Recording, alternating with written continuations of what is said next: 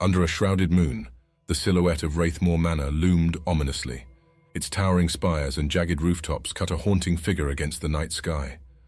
Within these walls, an ancient curse whispered through the decaying halls. Evelyn, a young historian with a fascination for the arcane, stood at the manor's iron gates. Her eyes, reflecting a mix of fear and intrigue, scanned the foreboding facade. The manor's history was marred by tales of unexplained disappearances and ghostly apparitions. As she stepped inside, the air grew dense with the scent of mold and forgotten memories. The grand hallway was adorned with portraits whose eyes seemed to follow her every move. A chilling draught whispered secrets long buried. Venturing deeper, Evelyn encountered a grand staircase spiraling upwards. Each step creaked under the weight of its own history. Shadows danced along the walls, and in the distance, a faint weeping sound echoed, as if the manor itself mourned its tragic past. In the heart of the manor, a grand ballroom lay in ruin. Dust-laden chandeliers swayed gently, casting eerie shadows. The walls, stained with time, bore marks that resembled tears of blood, a grim testament to the manor's sorrowful tale. Evelyn's exploration led her to a library veiled in shadows. Books of ancient lore and forgotten histories lined the shelves, their pages yellowed with age. Amidst the silence, a soft, unsettling melody played from an unseen source. She stumbled upon a hidden passage behind a bookshelf, leading to a dimly lit corridor. The air was thick with the scent of damp stone and old wood. Whispers seemed to emanate from the very walls, each step forward intensifying the eerie chorus. The corridor opened into a chamber adorned with arcane symbols and dimly lit candles. At its center, a large, ornate mirror stood, its surface rippling like liquid. Evelyn's reflection was distorted, revealing glimpses of otherworldly horrors. A sudden chill swept through the chamber as she heard a faint sobbing.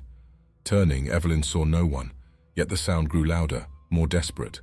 The walls appeared to weep, droplets of crimson trickling down their ancient stones. She discovered a series of old letters and journals detailing the manor's cursed history. Tales of tragedy, madness, and a pact with a malevolent entity were chronicled within. The last entry spoke of a ritual to break the curse, but the final pages were missing. Evelyn's journey took her to the manor's forsaken garden, overgrown and wild. Amidst the thorns and brambles, statues of former residents stood, their expressions twisted in eternal agony. The air was heavy with the scent of roses mixed with something more sinister. In the center of the garden, a dried-up fountain whispered a tale of forgotten rituals. Carved figures on the fountain depicted scenes of celestial alignments and dark ceremonies. The ground around it was scorched, as if by hellfire. Night fell, and the garden transformed. Shadows grew longer, and the statues seemed to shift subtly, as if alive. The moonlight revealed hidden inscriptions on the fountain, glowing faintly with an otherworldly light. Evelyn found an old greenhouse, its glass panels fogged and cracked. Inside, a collection of exotic, withered plants hinted at the manor's past obsession with forbidden botany. A journal lay open, its pages revealing experiments blending flora with dark magic. As she read, a sense of dread washed over her. The garden was not just a place of beauty, but a sanctuary for dark entities summoned through these rituals. She realized the manor itself was a nexus for the supernatural, each corner steeped in a history of terror. As night deepened, Evelyn ventured into the manor's abandoned chapel. Stained glass windows, fractured and faded, depicted scenes of angelic figures turning malevolent. The altar, covered in dust, held an ancient tome bound in shadowed leather. She opened the tome to find pages filled with cryptic runes and dark incantations. A sense of unease grew as she realized these were not prayers, but summoning rituals. The air turned colder, and the faint sound of chanting echoed from the walls. Exploring further, she entered the manor's underground catacombs.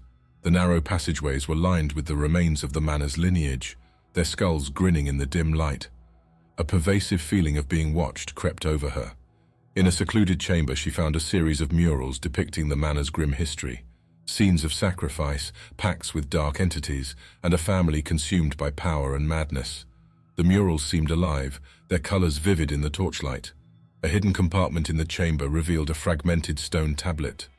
The inscription spoke of a curse that bound the manor to a realm beyond, and of a key hidden within the manor that could break the cycle of horror. Armed with knowledge from the fragmented tablet, Evelyn searched for the key to break the curse.